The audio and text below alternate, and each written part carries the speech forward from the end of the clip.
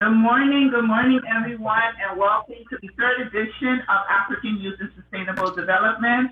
I am one of your hosts, Lady B. Bless, along with Franco from Bright Light Project. We are initiating this discussion of youth around Africa to find solutions and come up with sustainable solutions to motivate and prepare the African youth beyond COVID-19 to stimulate the economy by using the youth to drive the economy.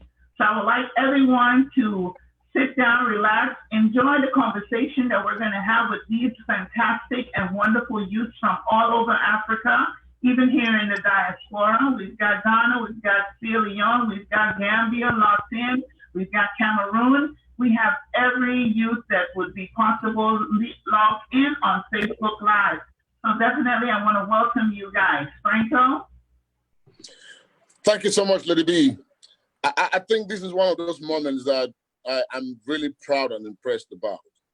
You know, Lady B, from the first two roundtable discussions on sustainable development we've had here in the United States, we have never had the opportunity to include youths from Africa. I think one of the benefits of COVID-19 is the fact that it has leveled the playing field. So we can have our discussions with everybody around the globe, from Freetown, to the Gambia, to everywhere. I think this is just a very unique opportunity. And I think this is where the real conversation starts, because we cannot be talking about youths and sustainable development if we are not involving youths on the motherland. So this is a very, very interesting platform, and I hope the message we get from here will go far and wide. I'm going to start with the introduction. My name is Franco Bonghan. I am the Executive Director of Bright Light Projects. Bright Light Projects, simple mission, rebuilding broken communities. We are in Sierra Leone, in Guinea-Conakry, in Nigeria, and in Cameroon. So please, everyone, if you can just go ahead and do a 1-minute introduction of yourself, where you are, what you do, that would be great. And then we can kick off with the discussion. So Lady B, you're best. You're the next. Wonderful. So we have our panelists here. And so everyone is on mute. So I want to take time. So we're going to start with Benson from Sierra Leone. Yeah, hello. I'm Benson Kanda, and I'm the project coordinator of Bright Light Project Sierra Leone for both Western and Urban. We are District Freetown. Thank you. Thank you so much. And let's move on to Elizabeth Ofori from Ghana. Hi, everyone. Good afternoon, good morning, wherever you are. My name is Elizabeth Ofori, but I like to be called Zionita, and I'm the General Manager of the Lady B. Bless Humanitarian Foundation, directing the affairs of our vision and mission here in Ghana and Africa. Thank you so much. And then we have Miss Bessie. Now, Bessie, you live here in Charlotte with me. I do. I live here in Charlotte. My name is Betty Foe. I am first generation American by way of Sierra Leone. I am the executive director and the founder of Project Genesis.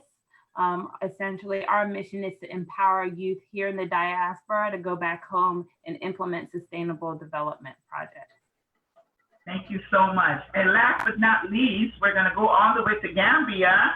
Tamsir, how are you? Yeah, I'm fine. I'm Tamsir Sallah from the Gambia. The country rep here, Sustainable Development Goals in the Gambia. So it's a pleasure to meet all of you here today. Thank you so much for your introduction. And we have a wide variety of youth here. So this discussion will be very, very interesting. Go ahead, Frank. So thank you so much. Thank you so much. I can see the motherland represented. I'm so excited. And for the first time too, we have some young diasporans, because we always say for Africa to change, the change has to come from the diaspora. Remember back in the days of Kwame Nkrumah, Patrice Lumumba. Those are the people who took the message from the streets of London, from the streets of New York, and took it back to the motherland. And that's when we got some kind of so-called independence. So I'm so excited. We're going to jump right into the discussions. Number one, Lady B, you see, Lady B, each time I try to define sustainable development, I find it very difficult. Because sustainable development will mean different things to different people, depending on their level of development, okay? See, the people in Norway, the people in Manhattan, New York, do not have a problem of water and electricity, all right? Right. But Right. the people in the Seychelles, the people in Djibouti, they have a problem of water and electricity. So how do you define sustainable development in a way that levels the playing field? No, it is a problem. I think until we are able to localize sustainable development, we will never have a shot at that. What do you think, Lady B? So definitely, because it's different all around the world, from continent to continent, from city to country. Sustainable development is different, and it means different things to everyone. This is why we have the African youth, because we know that Africa is considered a third world country, and it should not be the case, because Africa is able to sustain itself. So what is the problem with sustainable development in Africa, and how do we define sustainable development on the African continent? We know we have the largest youth population in Africa. As a youth in Africa right now, on the ground, how do you guys describe or understand what sustainable development is? Anyone could go ahead. Okay, I'll go on. So, thank you for this question, actually. And I think I do agree with the both of you on the fact that sustainable development will mean different things to different people. And I think that has been one of our focus, even as an organization at the Lady B Humanitarian Foundation. We are looking for the ways in which the SDGs can become relevant to the local people. Because like Franco, you said, the SDGs span a wide variety of goals. And I think that is a really great improvement from the MDGs. And I think it was one of the things that was looked at when the SDGs were being developed, to see how it can be encompassing, how it can cater for the different local differences, and also how you can drive development in areas that are relevant to a particular set of people. So for me, sustainable development has to do with being able to understand and recognize first and understand the particular challenges that we are facing here in Ghana and the sub-region. And then when that is done, being able to develop sustainable solutions that are relevant to the Ghanaian people, not just any solution that works in Europe, not a solution that works in somewhere else, another continent, but solutions that will work right here in Ghana, right here in Nigeria, right here on the African soil. Because what we find a lot going on now, particularly at our leadership level, is having imports of developments that do not fit a particular need. So we see that, okay, America did this and we thought, okay, this really worked for America. So you know what, Ghana, let's do similar. And then we do similar without considering our different dynamics, our thought processes as a people, our particular need, and how it should be structured or modified to fit it. So for me, sustainable development will be first identifying our particular needs and challenges, understanding the dynamics surrounding those needs, and designing solutions that fit the particular content. So that is what I'll say. Wow, that's Elizabeth. Elizabeth, very interesting. Benson, let's hear from you all the way from Freetown. Yeah, thank you very much, my able moderators, and I'm really happy to hear from Zanita. and her understanding about the Sustainable Development Goals was very nice and understandable. Yeah, from our own part of view here in Sierra Leone, very down to be specific. So when they say sustainable development, I'm talking as an African. We are talking about, we can bring out a solution that is more innovative, that is national, not imported, a solution towards a problem that we as African can use without involving any Western world solution, any Western world mechanism, all the stuff. Because when you talk about the Sustainable Development Goals or sustainable development, we are talking about how we can create a solution within ourselves, solution that can be maintained by ourselves without involving any external support, any external people. So if we have a problem, like for instance, we have a problem with water. Now, access to safe drinking water is a challenge in Africa and some other countries, other part of the country. So what do? We as Africans have to sit down, bring out an innovation, an idea to solve our problems within our country without importing anything that will serve as a problem at the end. Because outside Africa, the solution may work for a while, but there will come a time the solution will tend to be a problem because you have to go back to where the solution comes from to get another solution.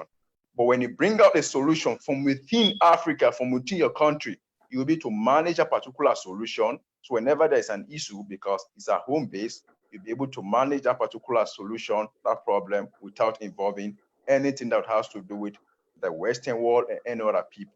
So when you talk about sustainable development, it's just about self-supply, self-sufficient, how to help yourself as a country, as a nation. Yeah. Wow, Benson, that was, I'm so happy hearing this different perspective from the motherland, and you hitting the point, you and Zionita hitting the point about us being able to believe in our own ingenuity is the only way that Africa will get out of its own very problems. I'm very impressed. Betty, let me hear from you, Betty. Betty, I have seen you fight so much for, you have all it takes, Betty, in the diaspora. You are not hungry. You are very educated from a good family. Why do you think it is necessary for you to be part of such a conversation? What do you think would be the role of the African diaspora in rebuilding the motherland? So, thank you. This is an excellent question. I think Benson and Elizabeth both hit on very important topics when they say a needs assessment needs to be conducted and not apply what is taught in the Western world or what methods we use in the Western world to promote over in Africa, because it's not sustainable. What we realize as the youth here in the diaspora is that we have all this education, we have all these resources, and when we go back home, a lot of times we take these resources back home, we drop them off during, Christmas season, Easter holiday, and the resources don't last long. So what we wanted to do was really work with community members to develop these plans and do a needs assessment to empower the community and uplift the community and think outside of the box and not apply what we've learned over here, such as donations and charities, but really have something where economic stability is presented. We have a future to grow over in Africa, and we can really maintain that relationship.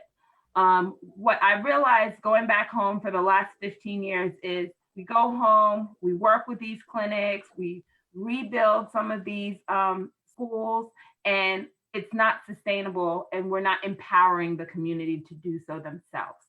And us here in the diaspora realize that we need to do our part with being able to facilitate, but also giving them the resources and tools to facilitate it themselves.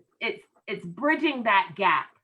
When we have the UN look from an overhead view, a high level overhead view, they're not necessarily on the ground. And so what we realize is we need to work with people such as yourselves who are there on the ground, doing the day-to-day work, who understand your community, who know what's going on and know your needs. For example, Benson hit head on the nail. Water. Water has been a huge limitation in far regions in Sierra Leone. So what we realize is, although we are giving them, we're sending water. When Ebola hit, we were sending water, we were sending bags of rice. But what we realized is, in that village that we were working with in Jimmy Bagbo, they need a water pump. They need something that they can implement themselves and then go to the next town and show them how to rebuild their water pump using local tools. They really were struggling, and it wasn't, we thought we could fix it. And solutions aren't just a one-time fix. You have to work with your result and work your way backwards. And so we started putting together plans where we can incorporate an empowering piece, a needs assessment piece, and working with people such as yourselves that are back home. Right. Okay. I want to do a mic check. Are you guys hearing me? Yeah, we can hear you now. I think earlier we couldn't hear you. Thank you so much. Wonderful. I had a question for Benson and Janita at the beginning, because I want to know these sustainable development goals that the United Nations put forward. I'm an advocate for the goal. And I realize that some countries still, at this point, after 5 years, have no idea what the goals are. So after you guys have learned the goals, assessed the goals, and realized what the goals are, how feasible are these goals for a continent like Africa? Yeah, Lady B, great question, Lady B. Let's pause on that question a little bit. We'll come back to Benson and Zaronita. But Lady B, please, can you talk to Mr. Sallah about his perspective on the Sustainable Development Goals? Is he here? I thought someone popped in. Sir, are you here? Yes, I can. As a SDG ambassador for the Gambia, as the president of the SDG ambassadors for the Gambia, what is your perspective on understanding of the Sustainable Development Goals as a youth?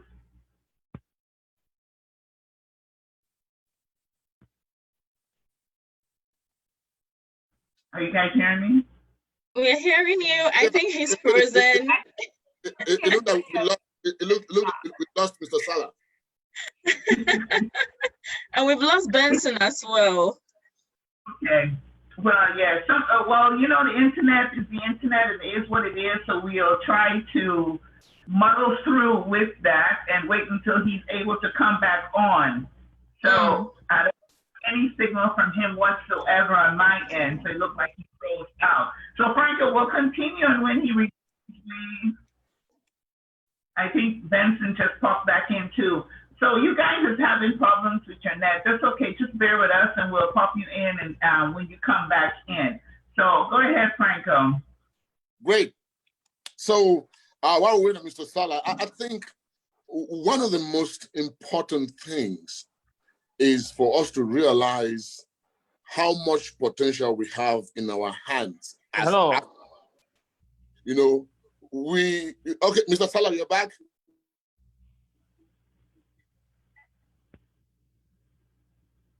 Hello, Mr. Sallah, are you back?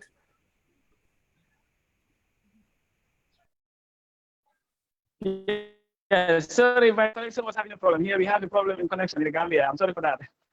Yes, I am. Okay, so great. Please just give us your perspective as a youth, as an SDG ambassador in the Gambia.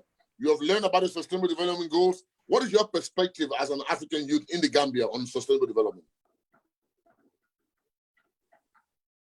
Okay, thank you very much for that wonderful question. And it's a pleasure once again to be here with you people. As some of my panelists said, the Sustainable Development Goal here in the Gambia as the perspective, youth-dominated country where the youth constitute the highest percentage are youth. So to me, the perspective here of the Sustainable Development Goals is to empower the youth to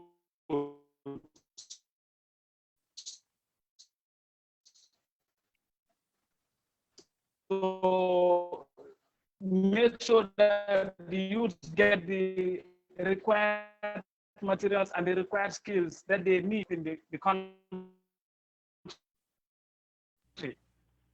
Because as we always know, we always constitute the highest percentage, and we always say the youths are the backbone. In any country where there are youths, we have feature in that themselves, because these sustainable development goals, the government alone can't set progress, but working together is a success. When the youths are empowered, we will surely help in developing our country here in the Gambia, because you see, the youths are able, they are ever willing to take part in nation development, but the empowerment, it is something that is really lacking. So in the Gambia here, the perspective is that we, the youths, need to come together, whereas we realize what the sustainable development goals are all about. Because it is sad that some people don't even know what the SDGs are all about, because the awareness there is lacking. But then when we get the awareness about the sustainable development goals and why those it matter, it will be very easy to attain the goals, because we have everything here, like the natural resources. We have our fresh water here in the Gambia, whereas we can embark on rice cultivation, whereas goal 1 and 2, that is zero hunger and no poverty, can be attained. Though it's not necessarily like we can attain it, we can be full food self-sufficiency, but we can try and help ourselves in growing what we eat and eat what we grow. In doing so, it will be easier for the sustainable development goals to be realized and to be attained, because we know that it is not one person who can do it alone. But when we come together, nothing that we can do as when we gather together and help in developing ourselves here in the Gambia. I have the hope in the youth, and we can solely do that when we come together and realize the SDGs. Thank you. Wow. Thank you so much, Mr. Sallah. I am so happy to hear you talk about the fact that, you know, there are resources around. There's enough water that can go around. Farming can be enhanced, and that the only tool that the youth need are the resources for them to be able to make this transformation in Africa. That takes us to a point number 2. Why sustainable development is important for the African youth. Yes. Yes. By 2055, Africa's youth will be about 42% of the global youth population. But the truth is, the African youth is disconnected when it comes to policy matters, when it comes to administration, when it comes to basic development indices in the motherland. I'll give you an example. I come from Cameroon. In my country, the average age of a minister is 75 years old. No kidding. No, so, I know. Yes, and great. And it was Kofi Annan, may so rest in peace. Kofi Annan said, any society that does not succeed in tapping into the energy and diversity of its youth will be left behind.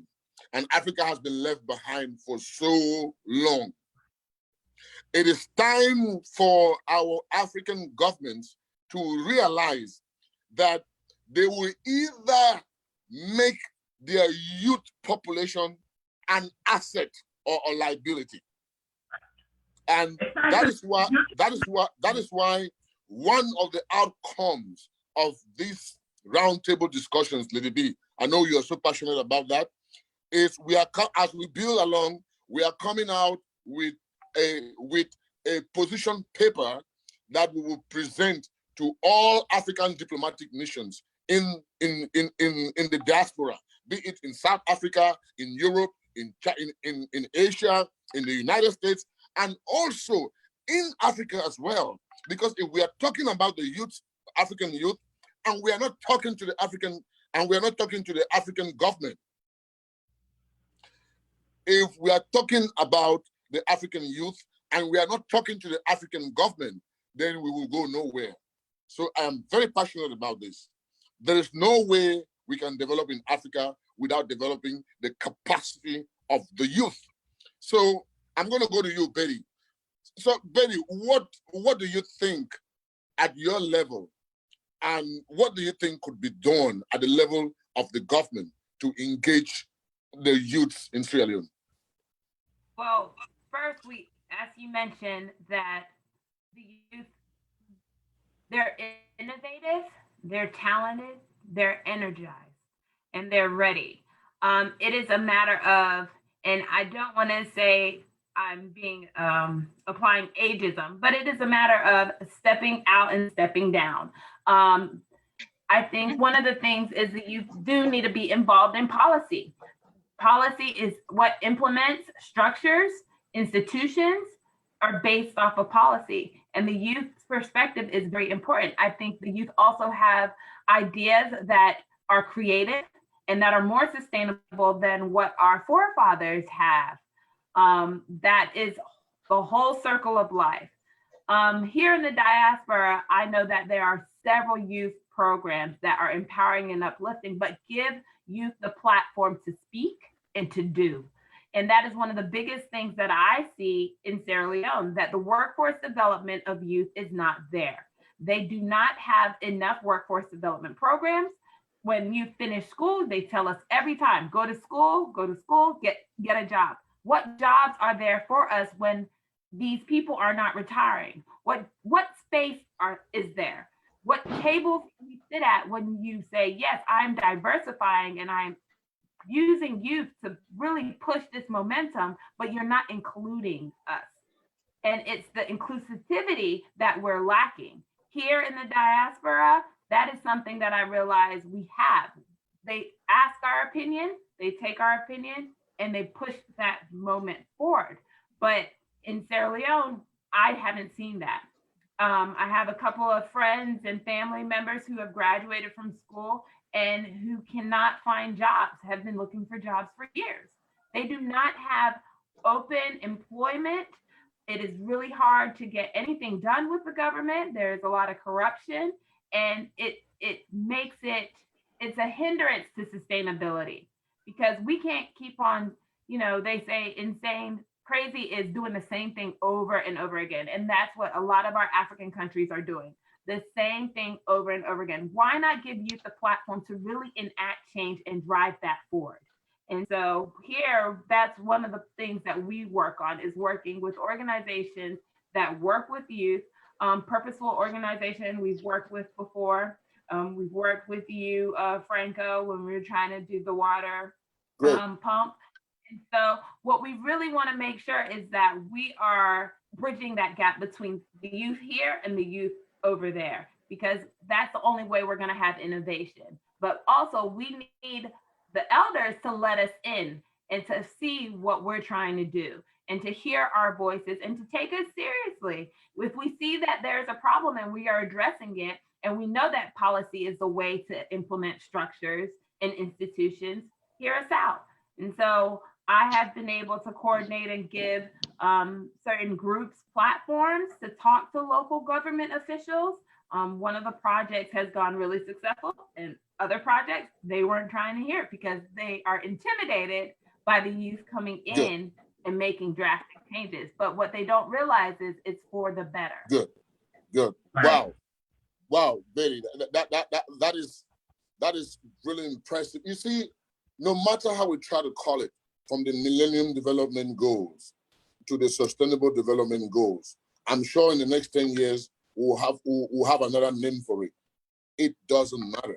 What matters is, how do we trickle down to the basic understanding to the rural woman in the village who can grow her vegetable and take it to the market and be able to store that vegetable, sell that vegetable, and be able to send her child to school. That is what the basics are. So Zionita, what Zionita, is the government, is the responsibility only with the government when it comes to the African youth and sustainable development?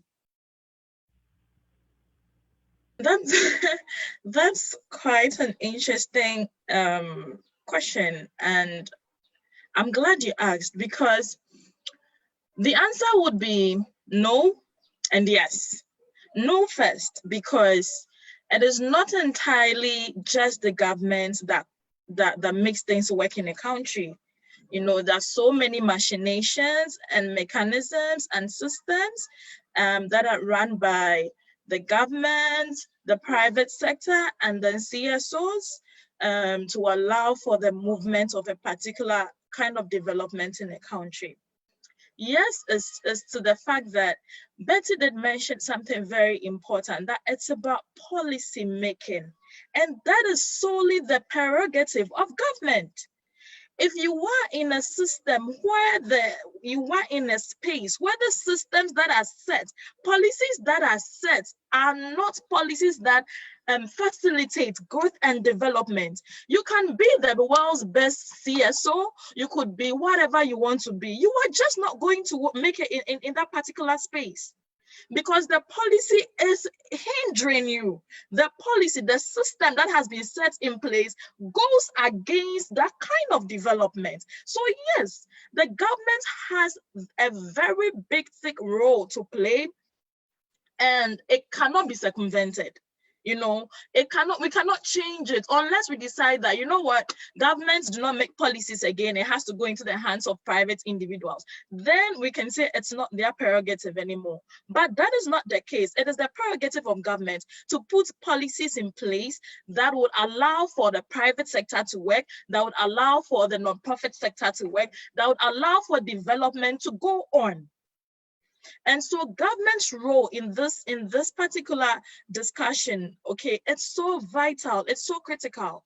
And like Betty rightly said, we live in a society where the youth are not given the opportunity. And even when you are head out, it's not taken into consideration. Franco, when you were speaking earlier, you did mention that we need to realize the amount of potential that the African youth has. But I say that potential makes no difference if you're not given the right opportunities, if you're not given the right tools, and you're not given the right resources to execute that potential. It will keep being a resting potential, but it needs to be transformed. It needs to be moved from being a potential to a kinetic energy, something that actually works and moves and you can feel the results coming on. But we do not have those things, the structures, the opportunities, the resources.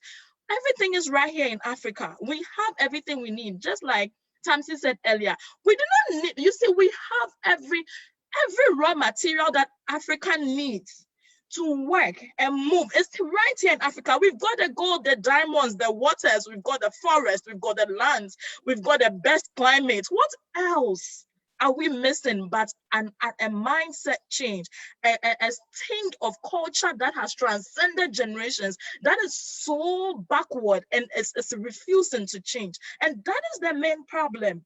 The problem is not because we need the Western help to bail us out of loans. We do not need loans. Because if we are going to harness everything that we need, we will find it right here. But you know what?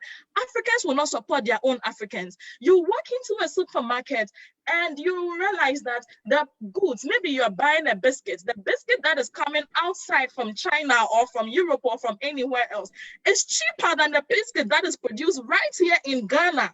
How does that even work?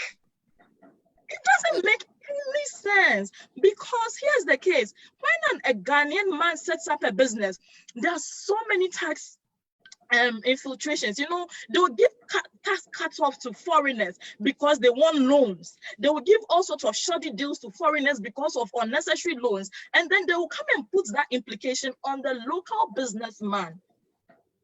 And so it is so important. Government's role in this particular sector is so important. We need a paradigm shift. We need people in leadership positions, not people in just government positions. Those two are two separate terms, but we have got it all mixed up here in Africa. So if you have a position, you're a leader. No, not everybody's a leader, because a leader should be able to move his people, his or her people, from point A to point B of positive change.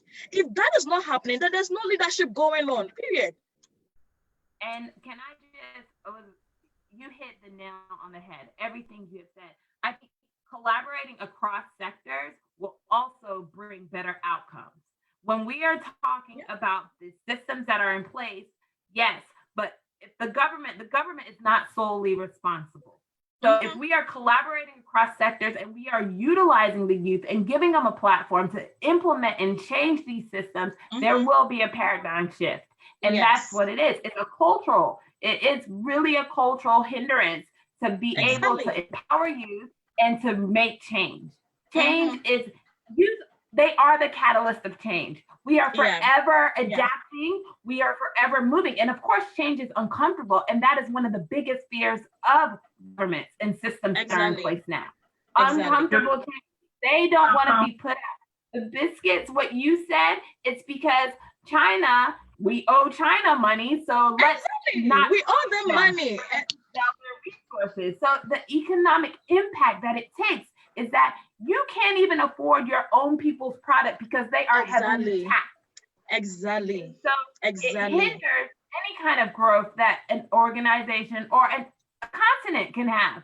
We have every resource over there to use, but yet we are the ones selling ourselves short, allowing others to take our resources, thinking that the money that they're giving us is what we can put into our economy, but it is hindering us because we can't develop ourselves, and therefore we are dependent on them. Exactly. Wow. This let it be. I think we have the most powerful women, the two most powerful women in the world on the forum today. I am just so excited. We have the two most powerful women in the world today. That is great. And you know why it's so good? Because Zionita is speaking from the motherland and Betty is speaking from the diaspora. That is very good. That is very good. So let's move on. Lady B, I think your microphone is still cutting. So I see you're saying something, but we are not hearing you.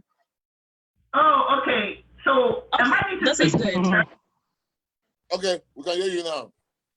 Okay, I guess I need to speak up. My voice is a little hoarse. I just want to commend you ladies. I mean, women are definitely taking a role. It starts with the youth.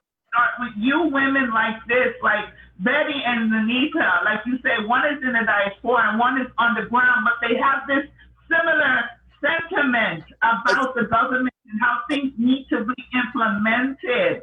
You cannot forget about the youth. You cannot. You need to utilize your youth in Africa. You need to give them positions and roles. You need to make them feel special and important. Important, exactly. Benson, are you there? I think he dropped. He's not here. But let's hear from Tamsir. Yes. Yes.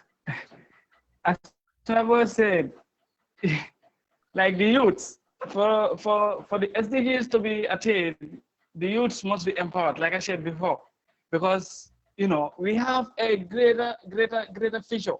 Because we always say youths are the future leaders, but then I said youths are the present leaders. Because leadership starts from oneself. Like in attending the SDGs, the government has a role to play, and the youths also have a role to play. Like Elizabeth rightly mentioned, because the government, we are the government, but then we have representatives who are the fundamental pillars of our nation's development, because they are the people who should implement, our goals, because we youths, though we have the person to do it, but when we are not given the right channel to do so, it will be very difficult for the SDGs to be attained. Whereas the SDGs can be attained. In doing that, the youths can come up with initiatives, whereas they can see, because youths are the future. And in any country, like I said, where there are youths, there is a future. Youths should come with innovative minds and skills.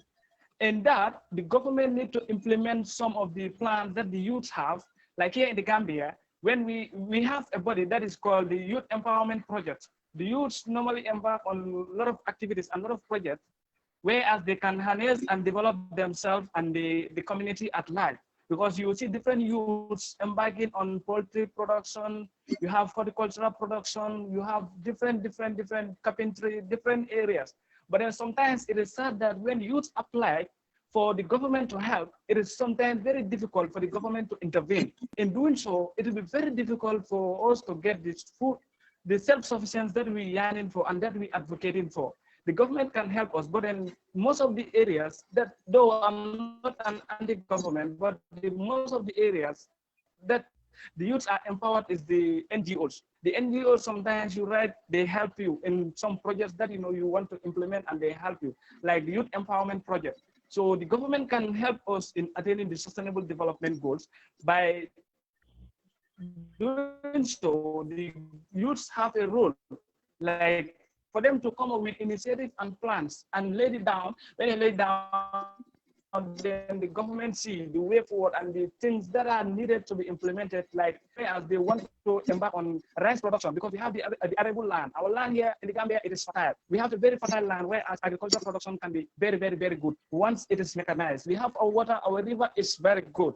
So you understand. So when the youth come together and see the way forward, like, embarking on agriculture, because we said like agriculture is our nation's backbone. So in any developing country, agriculture must be mechanized. In doing so, the youths have a bigger role to play, because we are the skillful leaders, because we know right now our fathers and our mothers are already tired. So we are the people who should take up the responsibility to make sure that we have them in their daily works and their daily activities, so that we can have our ends meet, because we have the potential, we have the skills, we are capable.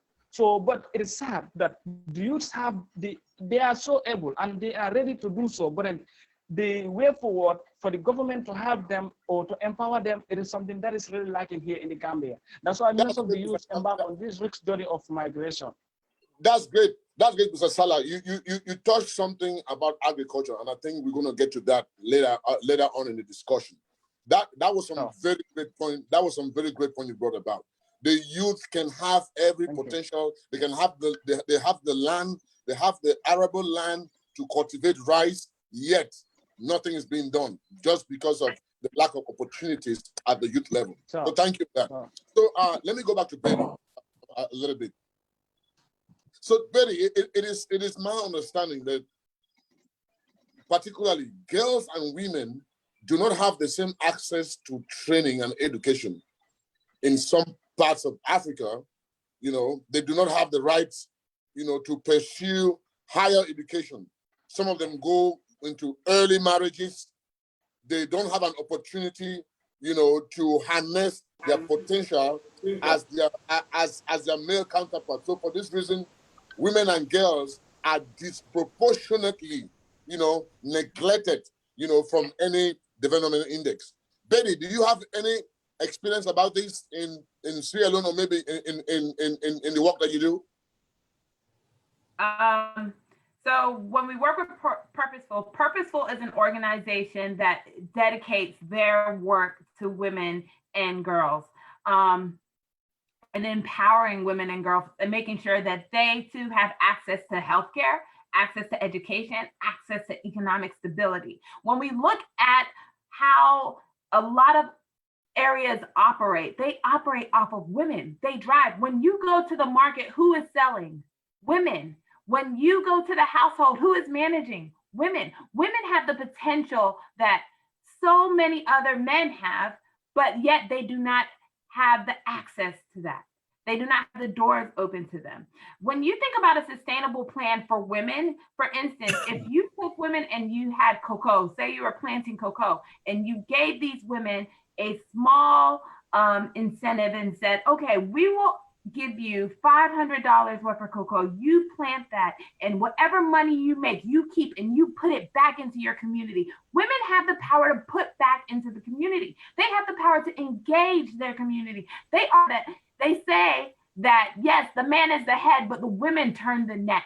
So if we gave them the resources and the platforms to do this, to do certain economic projects and stimulate their communities and their environment, it would be amazing. But it seems as if women are the afterthought. Sierra Leone has the highest maternal infant and mortality rate.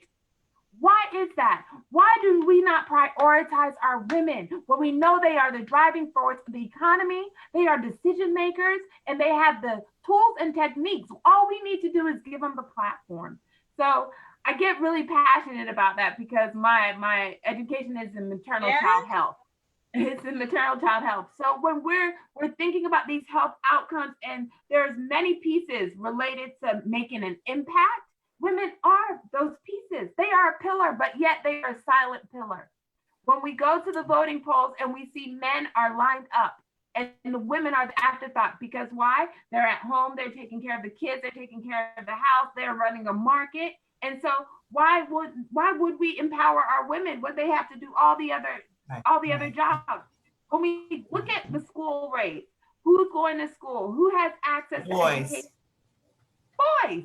And when we look at just even talking about women having menstruation and they can't attend schools because they don't have the certain resources, so they miss a whole week of school. Why is that? Why is that? Why are pads heavily taxed in Sierra Leone? I went there, I went to the market, and I was shocked. Why? Why do we hinder? And that's very surprising, Betty. That's in a lot of African countries. I found that to be the case.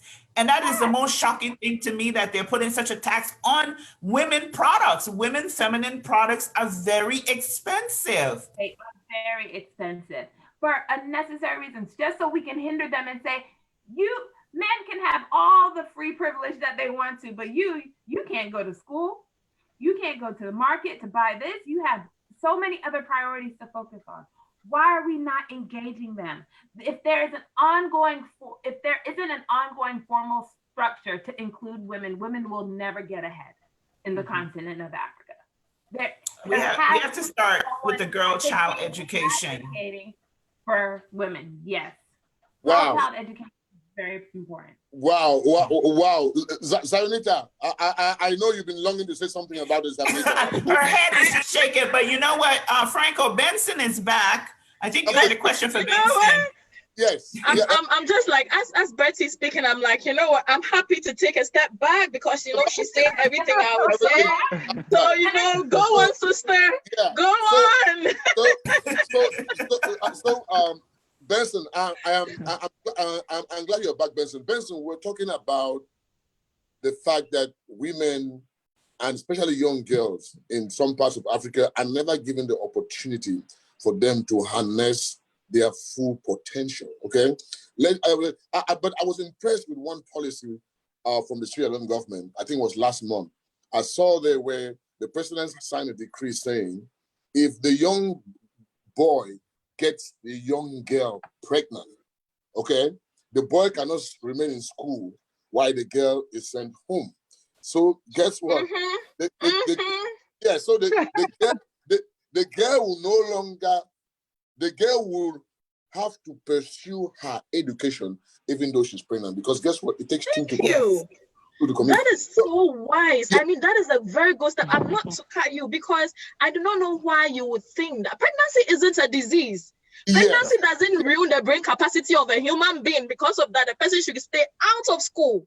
It is just part of our physiological development. If you get pregnant, go to school until you can. You can't anymore. Good. So Zarinita, before I come to you, let me go back to my question that I have for Benson. So Benson, the looking in context, looking at Sierra Leone in context, it is my opinion that there are a lot of talk now about, you know, saving the girl child. So Benson, what has been your experience so far, and how are some of these programs working to the advantage of the girl child in Sierra Leone? Yeah, of course, that's a very good question. And of course, one of the reasons why girls have been left behind in so many things, in terms of development, in terms of involvement in so many things about national issues and other development issues, is all based on the traditional stuff. Because we Africans, I'm talking about Sierra Leone to be specific, and we have this our tradition, this our belief that a woman cannot speak where a man is. A woman cannot do what a man can do. If we are together, then men are here, women are here. Women are not given that opportunity to talk when their husbands are around or when there are elderly people around. So most of these things kept the women back. Most of these things made these people not to be able to maximize their potential, not be able to know exactly what they are capable of doing. But I'm happy for the present government we have and the First Lady Mrs. Fatima Bio, and this is one of her great fights. And she also brought up a fight that says hands off our girls. And everything about her is empowering girls' child education. Everything about her is for helping the girls' child to pursue their education, to pursue whatever they want to do. Because most of them think they are victims because they have gone through these things. Many girls would have been important people in the society, would have been president, other dignitaries in the country, but because of these our traditions that have held them back, many of them are not able to know exactly what they are capable of doing or be where they are supposed to be. But now we are seeing a lot of difference. Now social welfare is putting more effort. The government is putting more effort. Now a lot of laws have been coming now that whosoever is caught in the act of raping will be sent into a prison for so many years. And because of that, boys we are afraid now. So if you know you are involved in such act and you are caught, you know the penalty behind that. So as a result of this, I think great, Benson. Good to hear that. And so, Benson, what has been your work so far with Bright Light in helping some of these girls? Yeah, of course, with Bright Light, my work as a project coordinator here in Sierra Leone, we are also helping these vulnerable children, vulnerable ladies, and who we are not giving the opportunity to go to school, who don't have that upper hand, that particular finance to be able to go to school, those who have involved themselves in commercial sex working as a result of the environment they find themselves, as a result of financial constraint, as a result of a community where they are not given that opportunity to be able to recognize exactly what they are capable of doing. So we go around, we talk to these ladies, hey, you are important. If Jatu can do it, you can do it. You're a lady, she's a lady. So we bring them around, try to give them some psychosocial training. We talk to them, able to see some fact that, hey, if that lady can do it, then I can do it. So we capacitate them, we encourage them, and we see how we can push them as Bright Light Project so they'll become some people who are more important in their communities, people who will be more beneficial to their communities, and not only their communities, but to the country as a whole. So that's exactly what we've been doing. Yeah, Betty, before you say something, I just want to get a 1 minute perspective from Mr. Sallah. Mr. Sallah, in the Gambia, Mr. Sallah, how would you say the relationship between the women, especially girls, and policymaking? Are they involved? Is there some kind of discrimination when it comes to young girls and opportunities in the Gambia?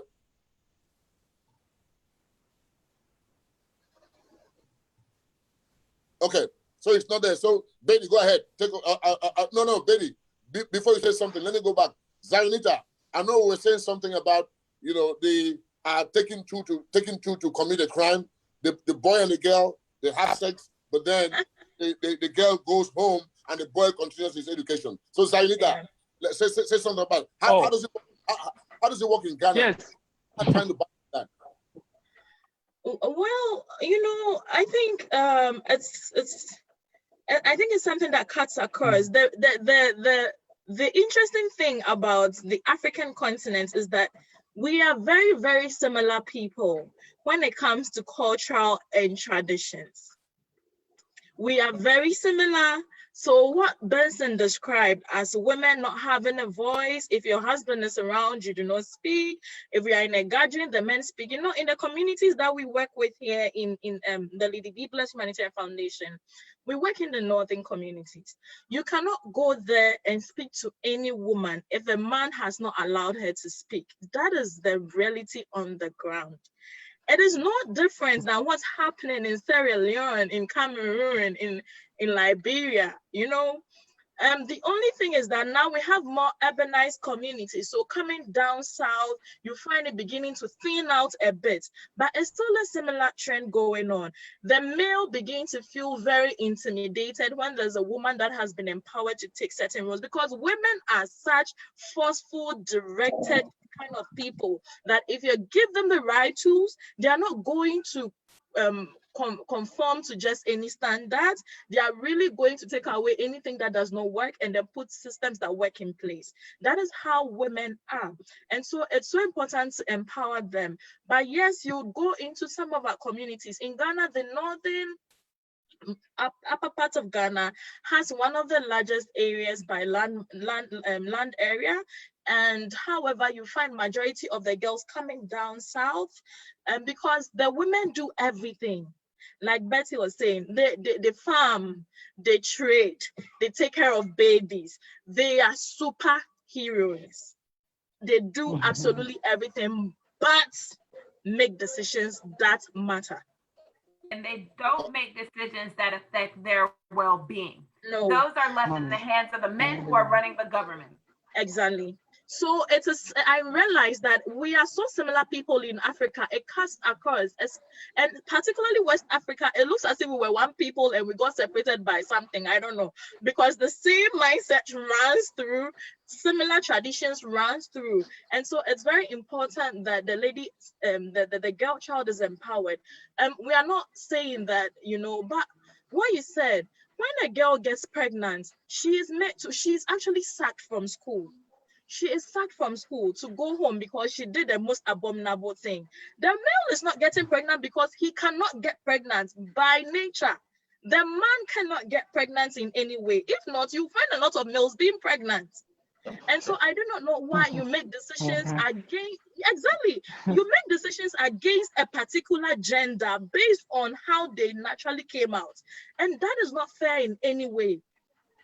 And so it is so important for us to consider. Earlier, when we're speaking about the SDGs and its local implications, I did mention that it's important to understand the dynamics of the space you are implementing a certain solution so that the solution fits that space. So if you realize that, you know what, girls are going to get pregnant and this, all right, then what can we do? If they get pregnant, can you still go to school? Can you take online classes? Can you do this? Because you find that a lot of women are fine throughout pregnancy. There are just a few cases where they have very special cases of pregnancy. But you have them carrying 8 months old and still farming, going to the farm, doing all sorts of things. How can they not sit in a classroom to learn? Yeah. So for me, I feel that is a very important law that the Sierra Leone president has passed, and I'm really happy about it. You both stay in school, you both go to school until you decide you do not want to be there, not because it was taken away from you, just because you're a woman and you got pregnant. Great. Thank you so much. I am so sorry. This is such a wonderful, wonderful discussion, and I hate that I have to go to my next event, but please let us continue these discussions, whether they're quarterly or monthly. I will definitely schedule myself better. I'm grateful to meet all of you. Please share my information, and Lady B, you have my number. Everybody else has my number, and I'm still on that group on WhatsApp. So I am so sorry I have to get going, but it has been a pleasure. So Betty, thank you, Betty. So Betty, before you go, Betty, let me throw you one last thing before you go, please. Okay. Even if it's 3 minutes. Okay, so, I got it. I want to ask you, Betty. We've been talking a lot about the issues, right? So if I were to ask you for you to give me 2 points about solutions on the way forward on harnessing the potential of the African youth, what would you say could be your 2 specific points? On the way forward.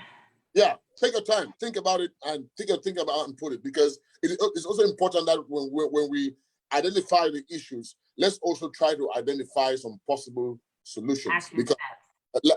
Because, like I said before, the outcome of these roundtable discussions, we are putting together a position paper that we will share with all diplomatic missions, both in the motherland and in the diaspora, be it in Asia and Europe and everywhere. Because if we only talk without presenting something, it will not make sense. And it's important that our government understand that we realize these issues and we want to be able to be partners with them in finding these solutions.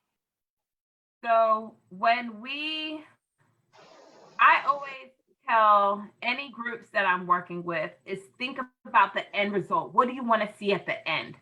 Ask questions to understand the context in which you're trying to make change. So what do we want to see at the end? We want to see sustainability. We want to see community empowerment, economic sustainability. We want to see all girls having access to everything that all men do, and that is just not the feminism talking in me. That is a valid point. Very valid, stamped and approved. Good. And so when you say 2 things that we can do right now, beyond talking, is utilize our resources, our networks, our groups, engage them, empower them. Just because I'm quiet doesn't mean I'm not working. And that's one of the biggest things that I've realized. The work that you do is so important. The communication that you have, the platform that you speak on is so important. Everyone has their own resources. We have been able to move from point A to point B. 2 of my people that work with me for Project Genesis sit on boards, and they're enacting change. We get in where we can fit in. We ask for a seat at the table, and sometimes they expect us to be quiet, and we're not. I'm definitely not quiet, so that's a problem for a lot of people. Wow. No, girl, no We quiet. can definitely tell you are not quiet. Not quiet. So one of the things that I say is there's also power in numbers. I take data to implement plans. I work in quality improvement. So it's a continuous project, a continuous improvement. And I take those data sets and I say, I use the Sustainable Development Goals as a standard, as a platform, right? And then I put performance measures. Put performance measures in there, and we turn that curve. If we know that Sierra Leone has the highest maternal, infant and maternal mortality rate, and we want to turn that curve, what are some strategies and action steps we can put into place? What is the story behind the curve? Is it economics? Is it because we don't have access to healthcare? Is it because our women are out in the field working? So we start to ask questions in order to gain knowledge of how we're going to meet our end results.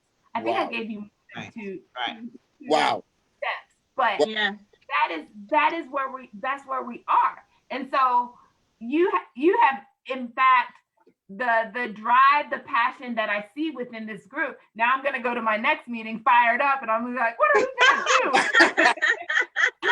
That's good. You're ready. We've got you started. Exactly, and that's the momentum that we need to keep. I think, COVID has definitely taught me resiliency, how to be flexible, how to engage people in a different direction. Sometimes I can't pick up the phone and I can't send a text message. So how else will I be able to communicate? How else will I get my message across? Instagram is a great platform that I use. LinkedIn is a great platform that I use. I network. It's funny because you can grow your network and all you have to do is talk to one person who gets you in the door. Talking to Franco got me in the door. Lady B attended my very first event and connected me with other people. And so it's just that momentum to make that step and to not forget what is your passion and what is your drive and what's the end result. I always ask, whenever I have a youth that say, hey, Betty, I want to intern with you. I want to do, what is the end result? You want a job? Because I might not be able to hire you, but I might have networks that can. What is your long-term goal? That's my closing piece.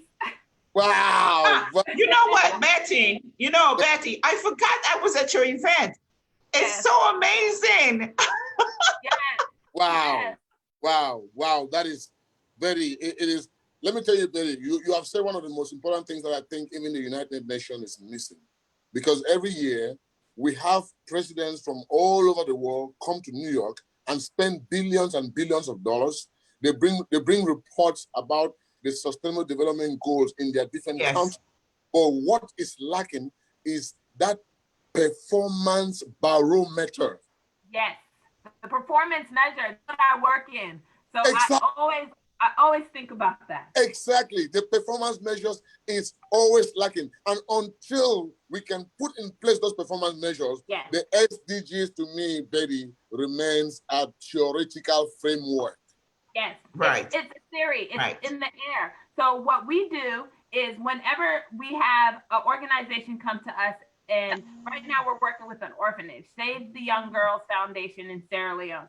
And they came to us and they said, we want to be sustainable. We want to own our own land. We want to plant our own, crops. We want to make our own clothes for this orphanage of girls. We want all our girls to receive an education. I said, these are great end results. Now let's break it down. Let's break it down and put some performance measures to that. And so we can make sure that we're turning that curve. We need to make sure that we have the data behind it.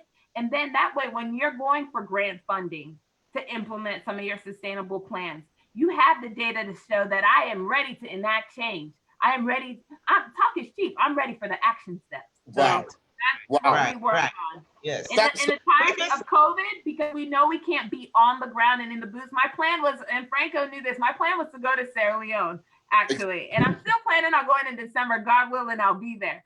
But if I can't be on the ground, what are ways that I can be innovative so I can help you?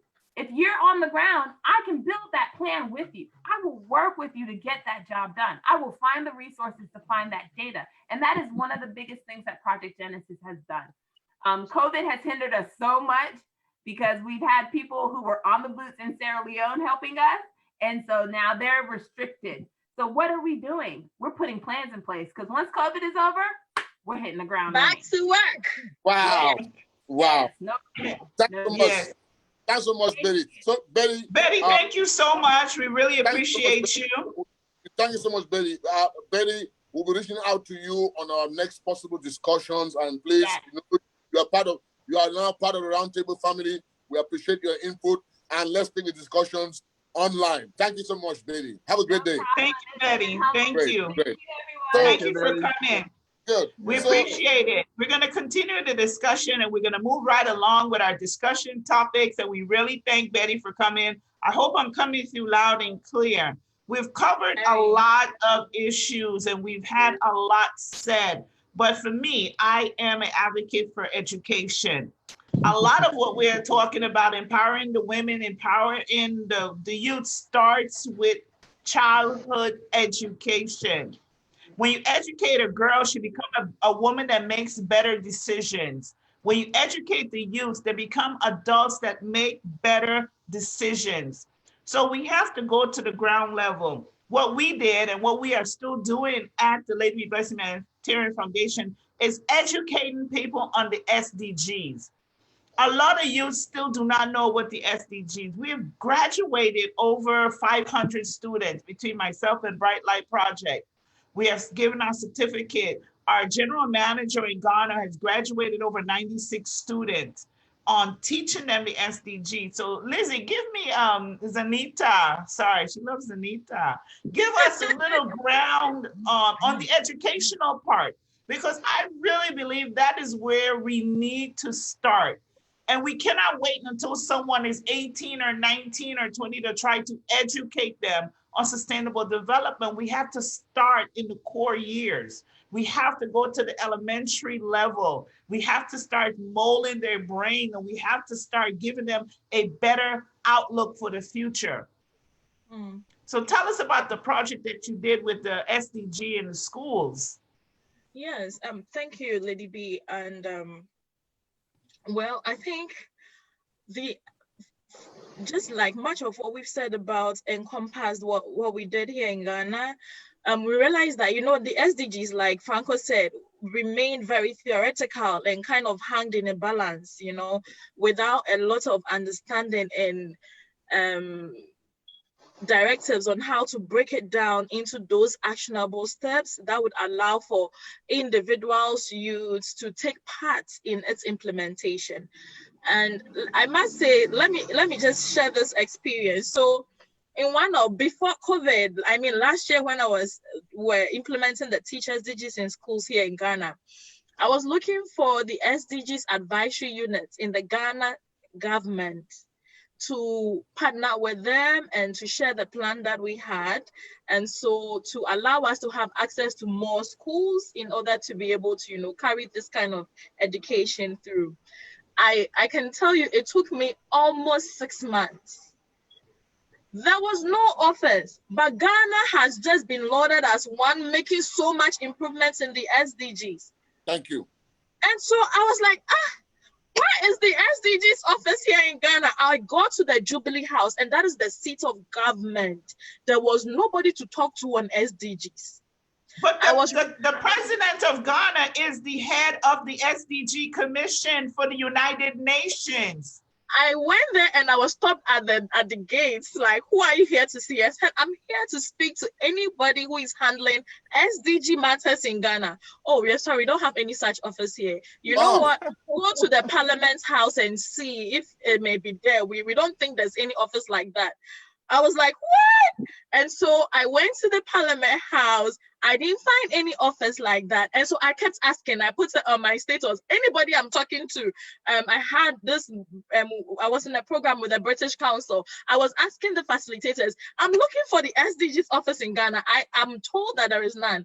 So apparently it was later on that an office was opened somewhere around East Legon for SDGs. And then COVID hit. And so I sat down and I realized that, you know what is being said at the high political level, it is not a true reflection of what is going on the ground. No. I do not know why we are coming. You see, Ghana did an SDGs thing and 3TV did this, and people were winning cars and all sorts of things for no reason. When people were actually on the ground looking for partnerships to carry out implementable actions so that this would actually work.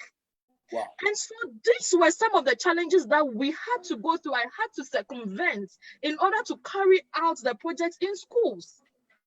And so I said, you know what? We do not need them if they are not available. We can still go ahead. And so we went ahead. I spoke with contacts. I told them that, you know what, this is something that I think if you're able to break it down into the context of Ghana, we can really do something. And so I got introduced to a school, a local school, that was actually a kind of social school that tries to help the kids from low income background get an education, because to be honest, education is really expensive. And it's not just in Ghana. Education everywhere is expensive, really. But in Ghana, it is extra expensive. Everything in Ghana is extra expensive. It doesn't make any sense. And so we went ahead.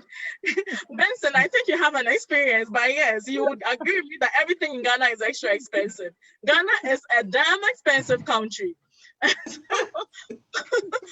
I went ahead, I spoke with the school authorities, and I was so grateful that they didn't hinder, they didn't put any kind of bureaucratic process. They said, you know what, we don't have any after school program for our kids. So they come to school, they just learn the regular curriculum, and then they go home. But we need ways to engage these kids. So if this is what you have, let us have your proposal. We'll look at it, and then we'll sign the documents, and you can start.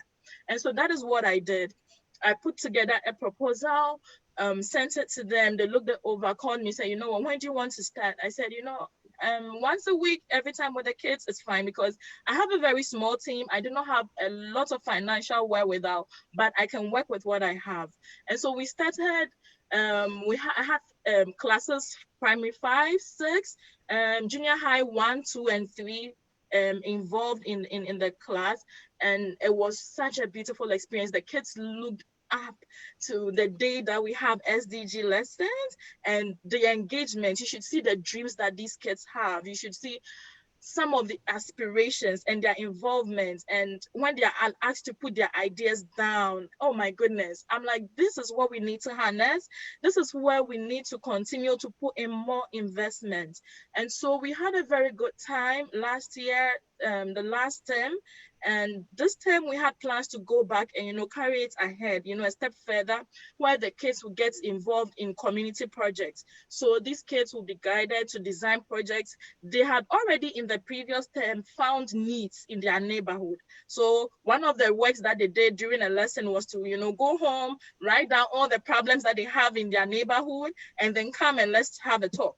And so they came back, and these are kids ranging from age 9 so like 16, 15, and they wrote down problems. Some said choke gutters. Someone said, you know what, I see some of my mates on the streets and I'm not happy because they need to be in school. And that is a kid from primary 5.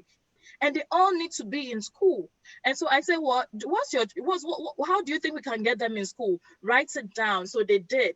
And some of the ideas were beautiful. So going forward, what we are looking, some of the plans that we are putting together is to go back and reignite that kind of relationship, see how we can take that yardstick forward, engage the kids some more in practical things that we can relate to, challenges that they can relate to, and then engineer solutions from amongst them, and then allow them to embark on some of these projects to let them know that they can actually contribute to making a change in their communities.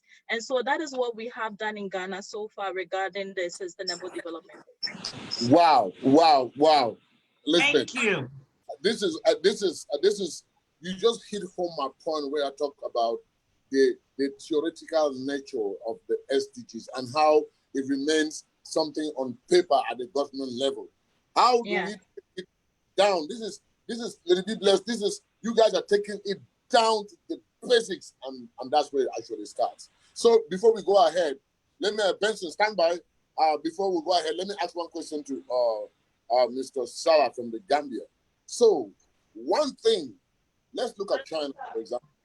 Let's look at China.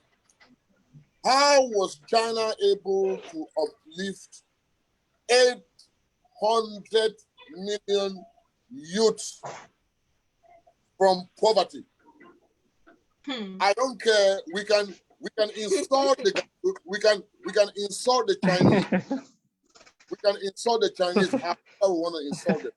But I think there's something about that we need to learn. What China was to transform their education from general education to relevant education. Yeah. When I talk about relevant education, I'm talking about what? I'm talking about skill. I'm talking about what? I'm talking about electricity. I'm talking about welding. I'm talking about, learning how to build small, learning how to fix a car, learning how to build shops, learning manufacturing. China took 30 years and transformed the economy from a poor economy to the manufacturing destination of the world. And they did this through transforming their education from general education to relevant education. Now, my question to you, Mr. Sallah, do you think that our education system in Africa needs to be revised? Yeah, thank you very much for that wonderful question. And it is quite an important and a welcoming question that is to be answered. That's here, that is quite right. And the curriculum itself needs to be revisited because the curriculum is drawn in such a way, whereas the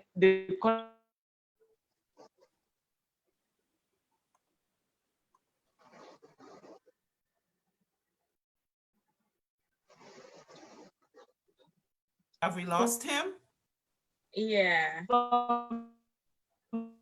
Okay, so Benson, are you there? Yeah, I'm here. I think. Okay, so Benson, let's go to you before we go to Mr. Sallah after. So Benson, going back to talk about our school systems and our curriculum, how we graduate students with degrees, why they don't have the necessary skills. What you want to be in the next I don't know myself. Someone is talking at the background. And I think Sallah is talking. I think Tamsir is still speaking. His mic is still going, but it's just that we're not hearing him. Actually, the Gambia has a lot of internet connection challenges, so I can totally understand. He just dropped off. Dropped off. So Benson, go ahead with the question from Franco. Good. So Benson, Lady B, like myself, Lady B, I went to college back in Cameroon. I graduated from college, Lady B. Believe me, we had a subject called computer science. All right. I made 98 in that course. But the truth is, but the truth is, I never saw a computer. Okay. It was all on paper. So we learned BIOS system. What is a RAM? RAM? I had 100. Yes, okay? Yes. But I never got an opportunity to work on a computer. So Benson, do you think the at the African education curriculum has a problem, and do you think must be revised? Yeah, thank you very much, Mr. Frank, for that wonderful question. Well, in terms of the system of education and based on what you went through during your own time, I think, yeah, somehow the curriculum of education system in Africa need to be reversed, or maybe we need to change somehow. But look at what I think, like in Africa and Sierra Leone to be specific. Now we're talking about the SDGs and we're talking about the curriculum and in terms of what youth can do to be able to create an impact towards or in relation to the SDGs. Now look at what happened during this COVID-19 pandemic in Sierra Leone. Of course, all this while Sierra Leone, we have been hoping that, oh, we have support from Western world, we have support from other countries, Asia, Europe, America, all that stuff. One of the things we realized, Sierra Leone realized, I don't know for other African countries, is that we saw that ventilators and there were a lot of constraints in getting ventilators, even from other African, other European countries to Africa, all this stuff. So a call was launched by the government and other agencies like UNDP for young innovators to work on innovation like ventilation system, water system, hand washing system, other different systems that has to do with the SDGs. So what happened? We had over 50 to 90 young innovators in Sierra Leone who worked on different innovations. So to our surprise, we found out that we were able to create our own Sierra Leone ventilation in Sierra Leone, which they are presently using in some hospitals in Sierra Leone. So wow. This is it. Sometimes if talents are not being seen, or if those with capacity, those with the knowledge are not being identified in the society, it is difficult for us to be able to achieve this particular thing we are fighting for by the time it is 2030. Now you are saying you studied, you went to you did a computer class, you got 98, 100, but you've never seen a computer. Of course, but in our own time, I think if the government or other agencies can just pick out some youth, because all of us have our own intelligences, all of us have our own skills, we have our own talents.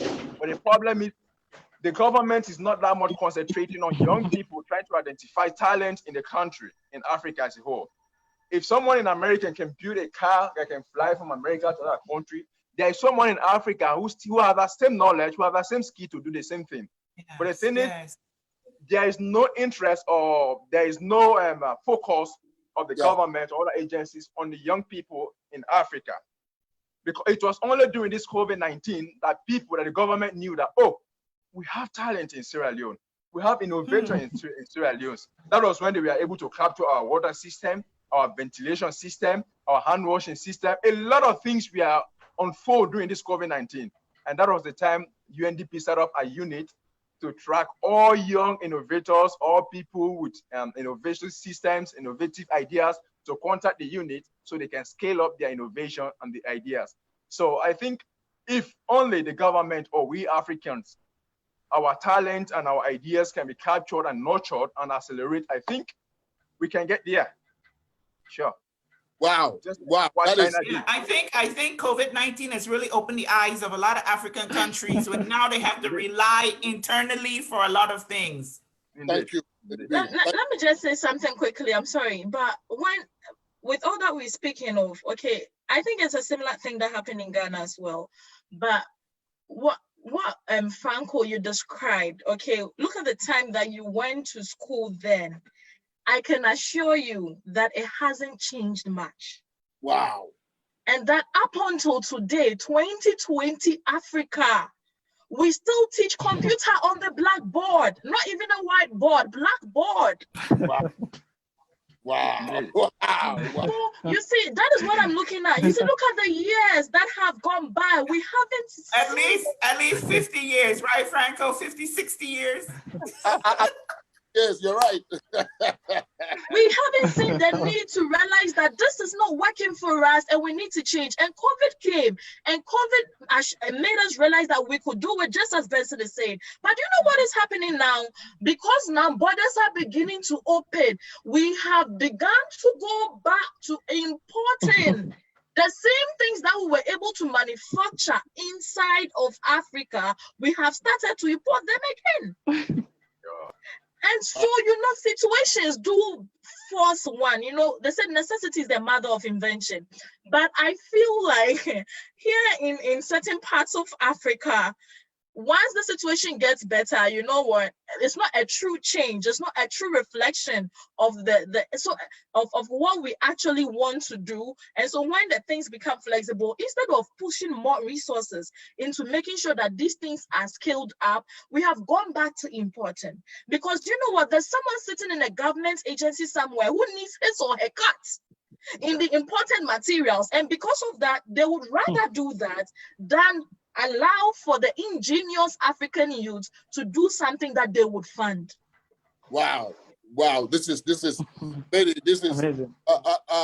Zarinita, you have hit it home. But before we continue, let me go back to Mr. Sallah in the Gambia. Mr. Sallah, are you with us? And if you are with us, please. Sure, yes. Yeah, please. I would like to know, what do you think is the issue with the educational system in the Gambia? Do you think it needs to be reformed, looking at the potential of the youth in Gambia?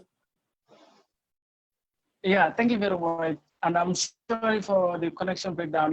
Here the climate is not favorable, so that's why sometimes the connection is always bad. So that's why I have this breakdown, yes. So like you said, thank you very much for a wonderful question. It is something that is really welcoming, and it's a call of concern, and it's a wake-up call. Like you said, the education system here needs to be revisited. If I am saying that the curriculum itself needs to be revisited, because our educational system is drawn in such a way, whereas we are not prepared to what you want to be in the future. Because like here, you will see young graduates like grade 12, they open graduation, sometimes it is very difficult for them even to see the career that they want to pursue, the program that they want to pursue. Students here in the Gambia find it very difficult, because even a senior school student, you ask the person, what do you want to study after graduation? The person may tell you, well, actually, my result determines which field should I study when I finish my grade 12. It is something that is very sad.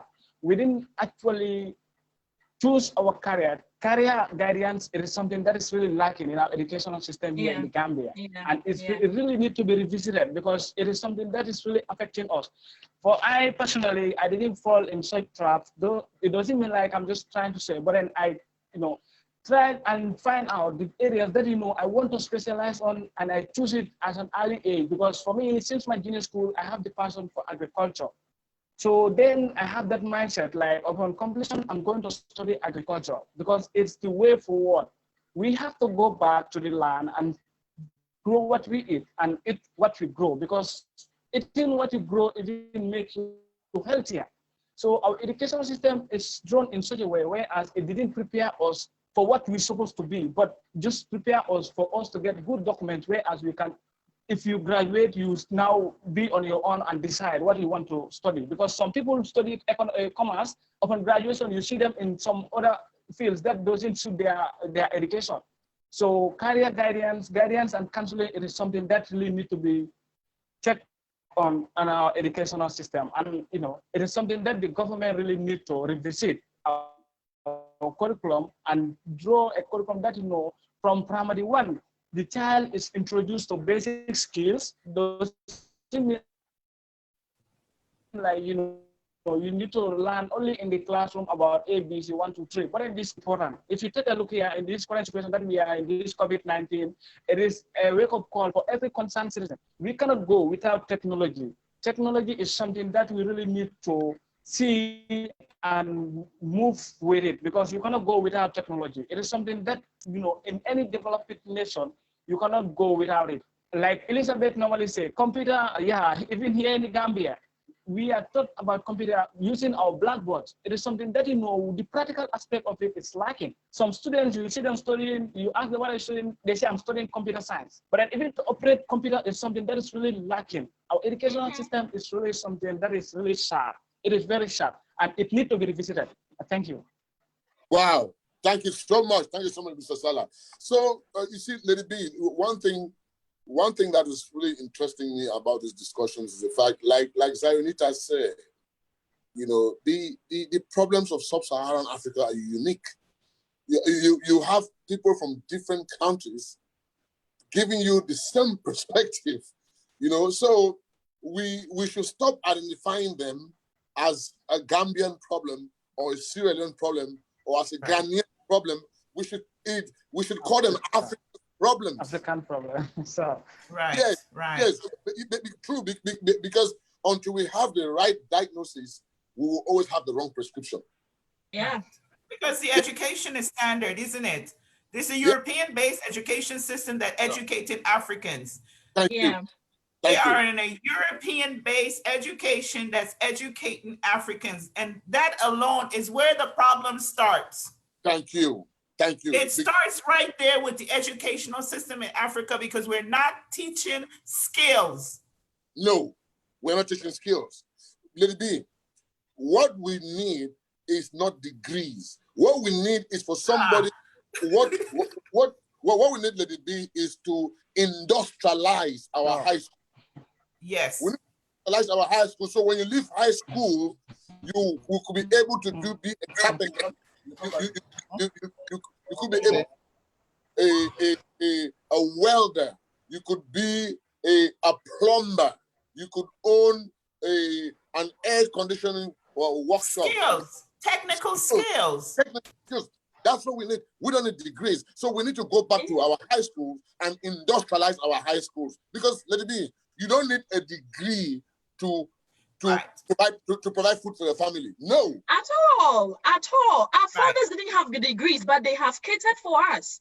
Our fathers never had degrees. They did hard technical skills, and they have raised large size families who have become great people. Good. And Franco, you are saying it very rightly. You say we live in a country or we live in a continent where we rather look down on people that go into polytechnics and technical institutions. Thank you. We live in a country where when someone says that I would rather go to the technical institution and learn about welding or draftsmanship or something, we start to laugh and look down on the person as unintelligent. Good. Because Zionita, it all goes back to what the DB said. It all goes back to our formative years. Yes. And what are our formative years? Our formative years are what? From 5 to 12. During those years, we are given only one route, and the only route is the civil service. Okay? Even that one, there's no route there anymore because the oldies are still there and they're not allowing the young people in. So Zionita, what we end up doing in Africa, in our universities, we graduate functional illiterates. Oh, right. yeah. You have said it. You have said it. You have said it. You have said it. Mr. and Mr. Degree, Mr. and Mrs. Degree, and then they will complain, but it's not their fault. We can't blame them. It's the system. So we are teaching them to make paper, make a paper, get a degree, put it on your wall. There's no skills behind the degree. Good. So Benson, so you will graduate with a PhD in physics from Furabe College, right? But guess what? You will still import toothpick that is made by somebody who has never been to primary school from China. Indeed. Yeah, indeed. So so what our system is breeding, we breed functional illiterates. That's what it is. It's sad. Yes, so we must, and let it be, these are some of the things I really want us to include on our position paper that we'll be sharing with the diplomatic missions and some of the other top government officials. They need to understand what we are saying, let it be. They need to listen to the youth. They need to be able to listen to us if Africa is to have any true chance for transformation. Let it be. Right. How is it possible that sub-Saharan Africa alone, this is the only place in the world that has 2 seasons. There's a rainy season where to nurture the crops and grow the crops and harvest them. And there's a dry season, which is the time to do what? To sell those crops. Yet, sub-Saharan Africa last year imported rice from China to the tune of 20 billion. And Rice. and that rice, Lady B, is grown in Africa in incubators. In China, it is grown in China in incubators. While we have the land in Africa, we have the water, we have the manpower, Lady B. What is wrong? Are you asking me? Yes. Maybe you come. Franco. No, you come from Guyana. Lady B, you come from Guyana. Maybe you help us Africans. Guyana, we are into oil and gas right now. You know that there's a big discovery in Guyana. It is said that our people are led astray by a lack of knowledge. And then sometimes we are the most educated people in the world. So where is the balance from a lack of knowledge and education? Where is the balance for our people? Because I've spoken to some Africans and where their whole life is about degree. And they will look down upon you when you say you do not have a degree. They'll ask you, well, how are you surviving in life? How could you survive without a paper that says that you went to school, wasted 4 years? And I try to tell them that going to higher education is a choice. It's not mandatory. University is not mandatory. College is not mandatory. It's mandatory that you complete high school. Those are your mandatory education. So from primary to high school, you should fulfill your educational needs to survive. Anything should be skill building. Thank you. And Lady B. Anything after that should be skill building, and where you build your skills between the age of 18 to 25. Thank you. You build your skills. Go ahead, Franco. And Lady B, you said it right there on the way forward, on the solutions, because like I told Betty, it's also important that when we identify these issues, let's try to identify some solutions as well. So what are some of the things that, what if we were to propose, if we were to tell the embassies, if we were to tell African governments, this is what we think, could be some of the solutions to take Africa out of its current problem. Because if you look at it, Lady B, the African youth is the biggest problem in Africa. It is. My friend Franco, in Entrepreneurship 101 in junior high school. Entrepreneurship 101 in junior high school, you have to teach them how to be self-sufficient and create their own jobs, create your own career. I cannot go, my sons are doing their own thing, they're computer building. I've taught them from young that you have to create your own wealth. No one is gonna make you wealthy while you're sitting in their company. You cannot go to so-and-so company XYZ and expect to become wealthy, because the man in top, he has to be wealthy. So he's not going to let his employees become wealthy, because you're going to be in a mundane job day in and day out. So we have to start at the core level and teach these children how to create their own wealth, how to create businesses. Good. When I wanted to learn how to do websites, I went to YouTube. I created that income for myself. You see, so the creative process, we need to start teaching them in junior high, even before they get to senior high school. This mentality should be, kids are like, well, you would just have to water the brains. That's it. You just have to feed them the knowledge. And financial stability. They don't teach them how to do balance. They don't know how to balance their money. There's no financial literacy in the high school. There's no entrepreneurships in the high school. There's nothing. It's get a degree, go to college and get a job. And thank you, Lady B. Just like you said, and just like Mr. Sallah from the Gambia said, he said they lack career orientation in Gambia. Yes, but why? It's not just the Gambia. Actually, it's in Ghana, it's in Nigeria. You do not have any kind of career guidance or counseling. All you know is that you are bright, go to school, get a degree, get someone to employ you, and come and take care of the family. And that is it. That kind of interdependence and need to drag people. So while we talk, Zanita, while we talk about the lack of unemployment in Africa, I want to go to Benson. Benson, are you there? Yes, sir. Good. I have this question to you, Benson. I also want us to be able to address something here, Zanita. See, there's also something in Africa called structural unemployment. Let me try to break it, Zanita. There are some youths in Africa who think that they can start from the top instead from the bottom. Okay. Yes, that's the mentality. Yes, and I'm saying this from experience. Not every youth that you give an opportunity in Africa will take it, because there's also a problem of the mentality.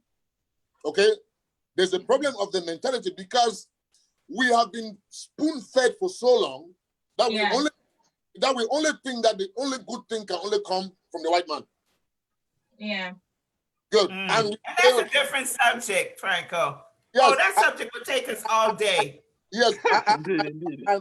And we fail to build our internal capacity. So Benson, let me go to you. I know you are a water professional. You do a lot of work in the communities when it comes to waters and teaching other youths how they could be sustainable. Tell us a little bit about that and what has been your experience so far, with the mindset of the youths in the local communities. Well, thank you very much. To start with, I think it's a very good question again. And like we were previously talking about education, I just want to say at least few things about my own experience and about capacity building and going to college to have a degree. Of course, I'm a kind of person who grew up from a community, from a poor community, and from a poor family, I can say. Sometimes I have to go out, do some odd jobs to get money so I will sustain myself while I'm going to school.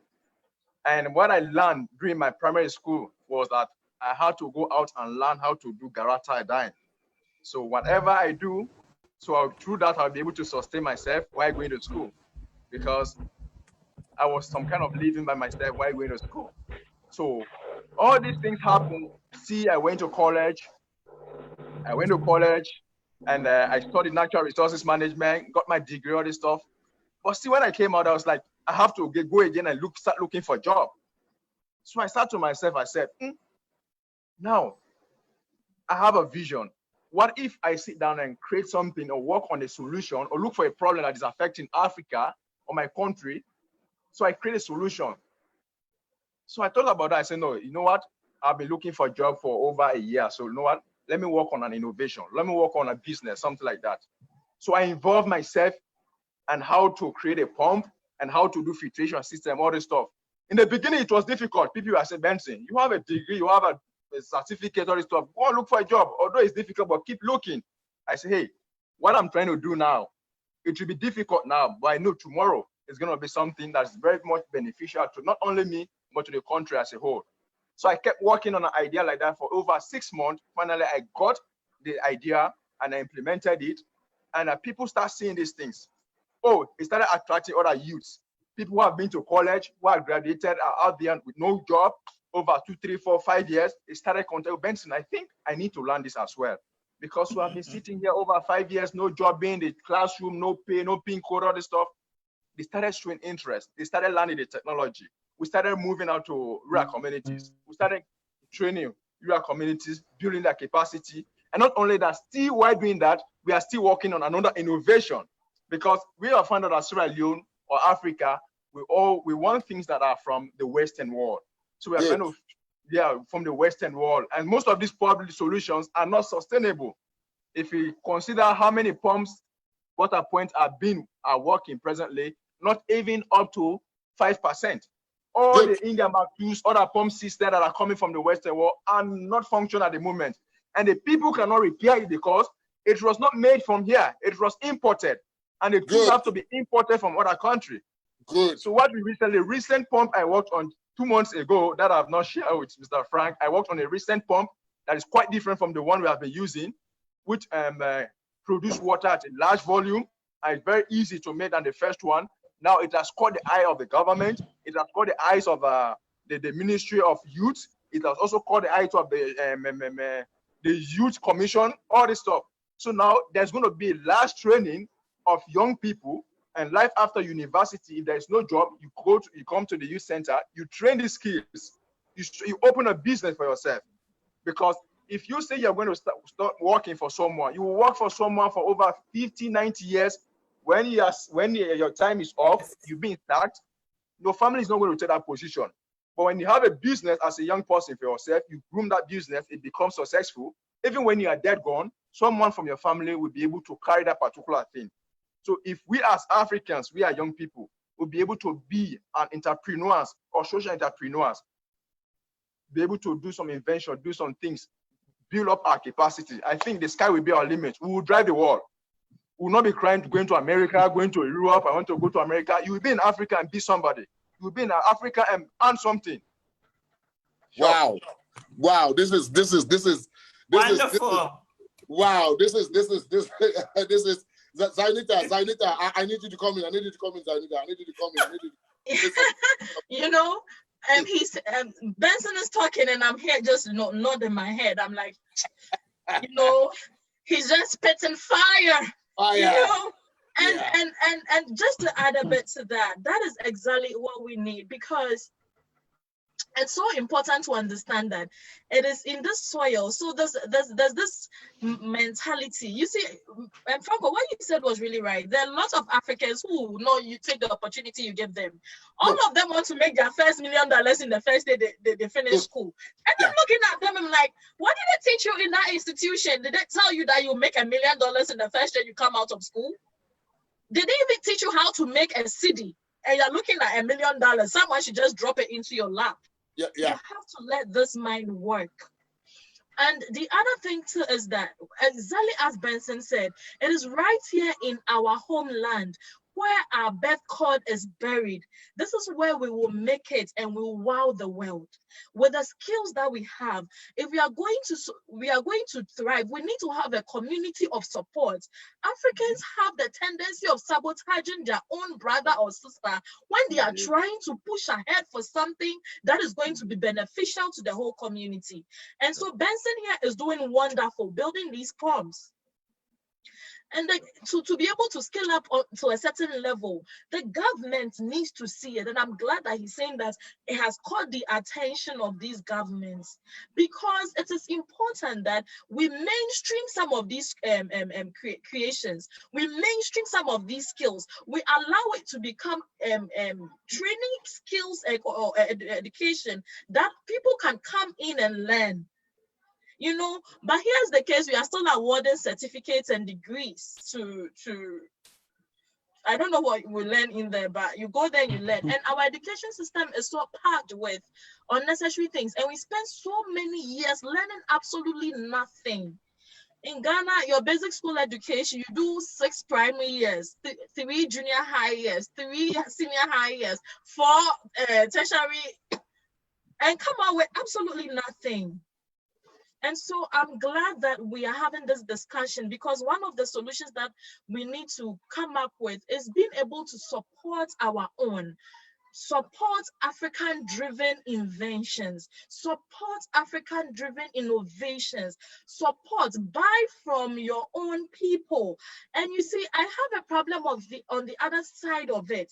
And because our own people, we know that we are saying that, you know what, support African inventions doing this, they are also trying hard. It's so expensive to buy native things. So you have people who are into skills, craftsmanship, basket things, beautiful interior deco things, and they are more expensive than what would have been imported. And then I decided I'm going to study on why it is so. And in my study, I realized that it's just because there is not a system that is supporting it to make it less expensive. So it becomes even more expensive to produce locally manufactured items. I don't know how, Benson, you do it in Sierra Leone with the pumps, but I would want to hear from you just briefly, like a question, how you source your materials and what are some of the challenges, because I want to know if it's a similar thing working out there in Sierra Leone. Do you have particular challenges acquiring local raw materials to be able to put together your creations and to put it out there? Do you have any such challenges, really? Yeah, so Zanita, Benson, hold on. Very great question, Zanita. That's why we have platform like this, so we can network. Okay, so it's not a problem.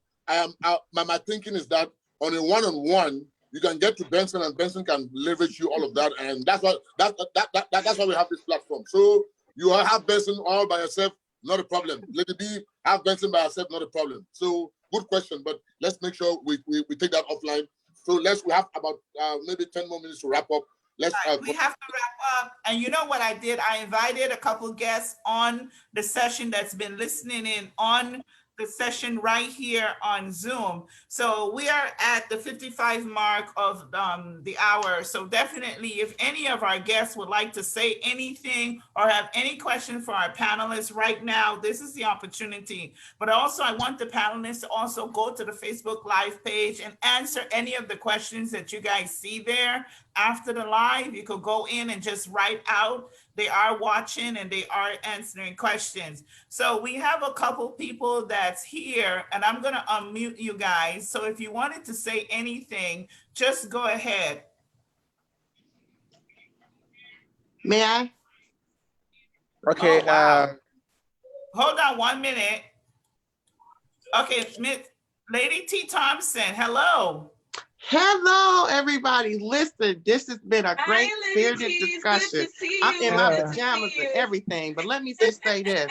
The gentleman with the water is everything. You cannot have any kind of personal and financial success without understanding that you're going to have to bring some independence with innovation and creativity. Every time we do an agribiz program, in order for us to be successful, the first thing that we do is we go in and we ask all of the young people, how many people in the room are creative? And typically 80% of the people will raise their hand. Then we ask them, how many people in the room are inventors? And it reduces to only about 10%. And we remind them that it's the same type of innovation and ingenuity that creates invention that comes from creativity. But more importantly, I want to leave you all with this. You cannot have any real financial independence unless you have entrepreneurship. I'm so grateful for goal number 8, because goal number 8 is specific to promoting sustainable, inclusive economic growth and full productive employment and decent work for all. And you achieve that when you have entrepreneurship. And you make that achievement by deploying a mindset. You have to go from a fixed mindset that the government has to do it, that is your education is just supposed to do it. Lizzie, you had a great point. Going to get education is great, but it doesn't necessarily mean you're gonna be a millionaire when you're done with that. You have to identify what can be improved. One of the things that we do when we working with farmers is we teach better ways. And when you teach better ways, it usually sparks creativity in problem solving. And in the problem solving, guess what? That's how you can grow your business. That's how you can create something. So you have to identify what needs to be improved, and you have to present solid cases to stakeholders to get money sometimes, or start with just doing a service that can generate a little bit of money here, some seedlings there, a little bit of Naira there, a little bit of US dollars here, whatever you need to do. But more importantly, you can create your own personal and financial independence by owning a business. And I just really wanted to say that. I really appreciate your input very much. Thank you so much. Anyone else have anything else before we wrap up? I'm unmuting you guys. So just go ahead. Catherine, you're on mute. Who is that?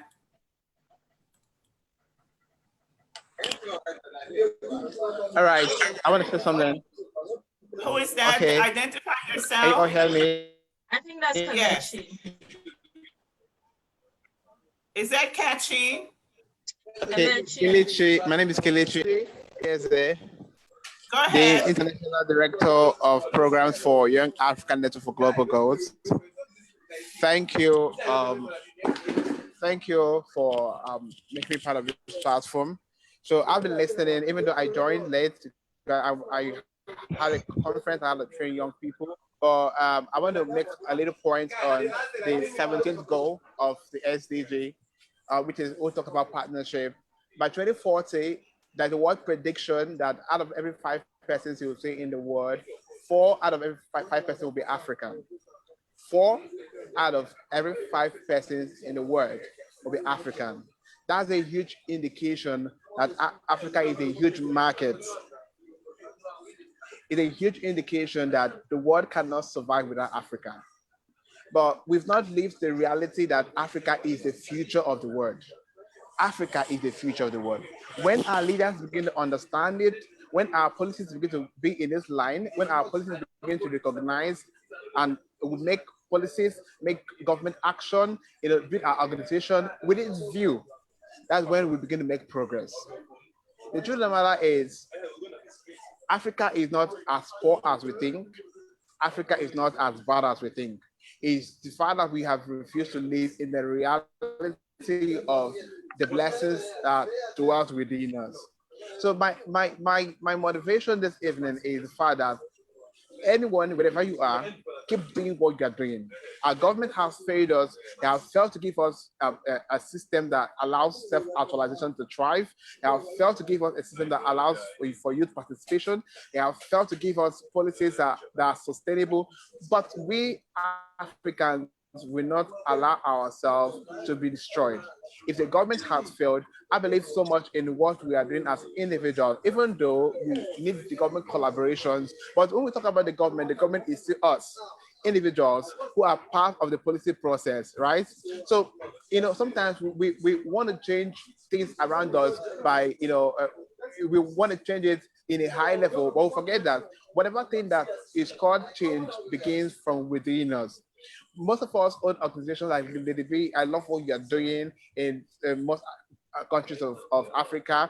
And if everybody in this space is making conscious and deliberate efforts to contribute hugely to our environment. So at some point, the government will not have a choice but to buy into the ideas of these advocates who believe in the possibility of the African dream. You get what I mean? Yes. Yeah, thank you so much. We appreciate your input. Anyone else has anything to say before we have final words from Franco? And I just want to let everyone know we are continuing the discussion on August 15th. August 15th is the next date for the discussion. We will continue it. If anyone would like to be part of the panel, please get in touch with me as soon as you can so we can start planning for next month discussion. Franco and I decided to do this every month on the second Saturday because the discussion needs to happen. We cannot delay. It needs to happen now, and we are here to make it happen. Franco and I are past the age and where we could say we are youths and we're going to make this change. We want to encourage the youth to make the change. So we will work with the youths. If you know young people under the age, between the age of up to 30, up to 35 that want to be part of our roundtable discussion, let us know who wants to give a voice to changing the economical drive of Africa. Let us know. We are here to transform. As the young man just says, one out of five persons is going to be African. So we know the market is there. We know that the skills are there. It's just for us to encourage and prepare to become economical drivers for the future of Africa. Does someone else have something to say, or are you good to go, Franco? I thought you gave floor for some people to say something. If not, then I can conclude. I'm on mute. I think, well, they would have to unmute themselves because I think people have muted themselves. But if they have anything to say, they could come in. But go ahead, Franco, because we are 104. We know we want to keep it. We want to start and finish on time. It's already been 2 hours, so definitely we could continue the conversation on the 15th of August. Good. That's great. That's great. That's great. I was reading about something the other day. Someone said from Nigeria. He said, in Africa, we are living in an open air concentration camp. And when asked why, he said, when you live in a space where your mind does not have the ability to develop its own ingenuity, when you live in a place that you don't control up to 5% of your environment, then you live in a concentration camp.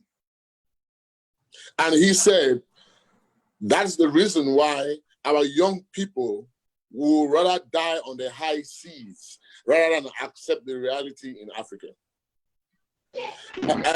And when our young people die on the high seas, the Western media, they are using the wrong words to describe it.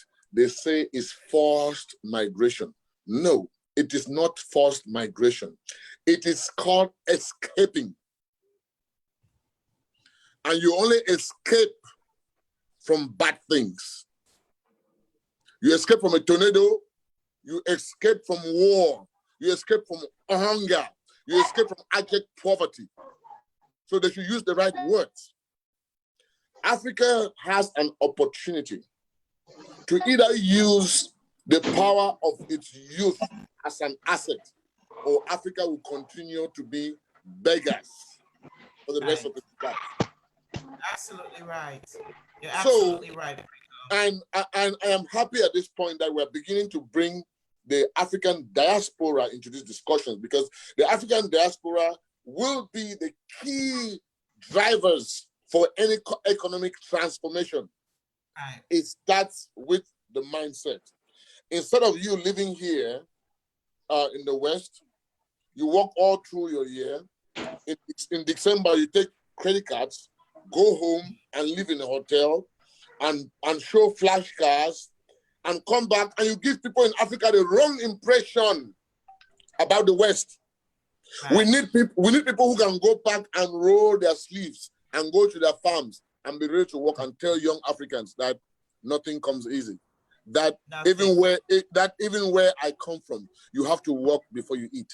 You have to work. You have to save for that vacation. You could save all year for 1 week vacation. That is what I'm saying. So I am so happy, Lady B, that we are expanding this discussion across every platform. This is very, very important. The African youth need to understand what they have at their hands. They already have it. We just have to help them, Lady B, and show them the direction on how they can harness those potential. So yes, the way forward. The way forward. Yes. Good. The way forward, we must build actionable plans. And like Betty said, actionable plans, we must provide benchmarks that can be able to evaluate our performance, both at an individual level, at the family level, and at the community level. That's the only way we'll be able to build something true for Africa, owned by Africans, consumed by Africans, respected by Africans, and proud to be Africans. Right, through the African youths. This population in Africa right now has the biggest potential and opportunity for social economical growth. Thank you. Right now. So, thank you so much, Lady B. I know the time is up. We'll continue this discussion on our next roundtable.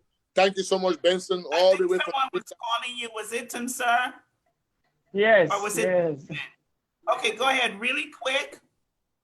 Yeah, so I was really impressed of what he was saying, like the African models. We have to modernize our products. So in that, there is one thing that is disturbing us, we Africans, especially in the Gambia here. I will be taking example in the Gambia here, because we have talented youth, and especially the women.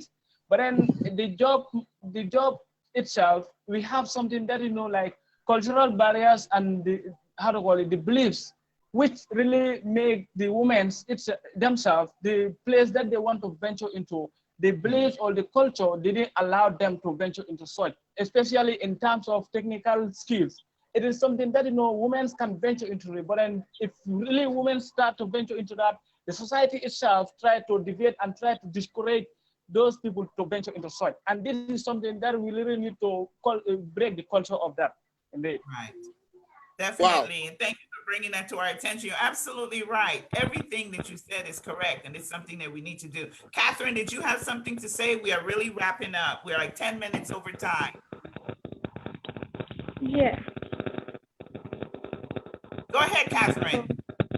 I want to say that we need to do more of the practical, like the skills that we have to educate the students on more skills rather than the theoretical. Oh, I don't have my credit is finished. All right, so she said her credit is finished. You know what? Get some credit for next month. Are you there? No problem. No problem. Yes. No problem. So, but Benson, 30 seconds. 30 seconds. So we close, Benson. 30 seconds. So we close. 1 minute. So we close. Pardon? No, I said take 30 seconds or 1 minute. Your closing statement. Oh, yeah. I think from my own side, as Africans, and what we must do is we must believe in ourselves. We must support ourselves in whatever we are doing to make sure we have a better Africa and we have a better place to live and a place to call a home. And there is no place like home, which is Africa. Thank you very much. Thank you so much, Benson. All the way from Freetown, Benson. We appreciate your I'm saying that hi, please, can you hear me?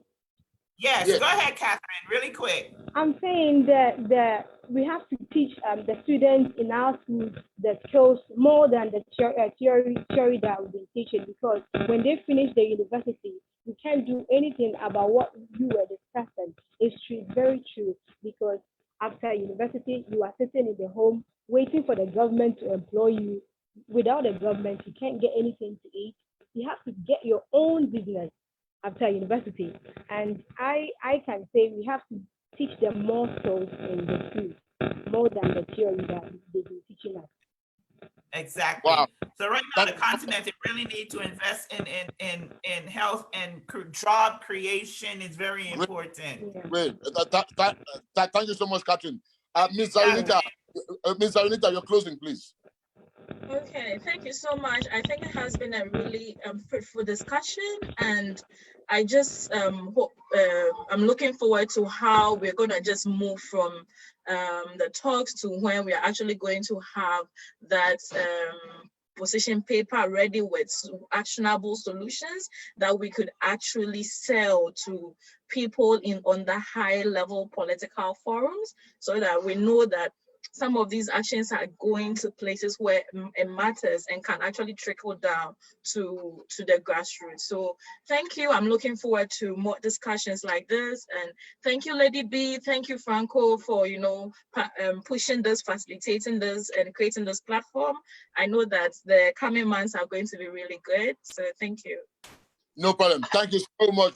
Thank you so much, Ms. Zarinita. I listen to you talk today. It gives me reason to believe that, the young is really the way forward for Africa's future.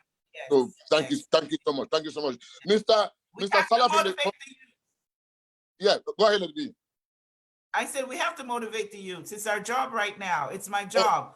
Oh yes, it is. Mr. Sallah from the Gambia, 30 seconds, close. He's gone. I think he's dropped. Okay, he's dropped. Okay, Lady B. So Lady B, you close. So I just want to thank everyone that came on today. Our panelists, you guys are wonderful, fabulous. All the ideas that you guys gave today, we are writing these down. We are taking notes of them. We are putting them together. The live will be up for the rest of eternity. It wouldn't go anywhere. So share the video with your friends and family so we'll get inputs from everyone. And we invite all African youths, not just from South Sierra, East Africa, West Africa, South Africa, to come on and discuss with us what's going on underground. I'm not underground. Franco is not underground. We're here in the diaspora, but we are very concerned about the development of the youths underground on the continent. And with that, I'm Lady B. Bless. I am the executive director of the Lady B. Bless Humanitarian Foundation. We are here. We will always be here. If you need help anywhere, reach out to our general manager. Her name is Zanita, and we will definitely see what we could do. Thank you, Franco. Thank you so much, Lady B. Closing this panel discussion, this is one of the discussions that has really touched my heart, and I'm very proud, Lady B, that you got my butt up, so we can get this thing going. I am so proud. But three things, Lady B, three things. For us to be able to transform Africa's youths, if we are to present a position paper to whatever government entity, three things have to happen. Number one, we need to tell them the need for foundational skills. Foundational skills, basic literacy, and numeric skills developed during primary school years. Very important. Number two, transferable skills, such as analysis, communication, problem solving, creativity, and leadership. Very important. Number 3, technical and vocational skills must be incorporated into our core curriculum so people learn how to sustain themselves, their families, and their communities, and not just graduate from a university and depend on the government. It's been wonderful. Thank you so much. May God bless you all. I love you all, and see you on our next roundtable come August 16, 2020. May God bless you all. August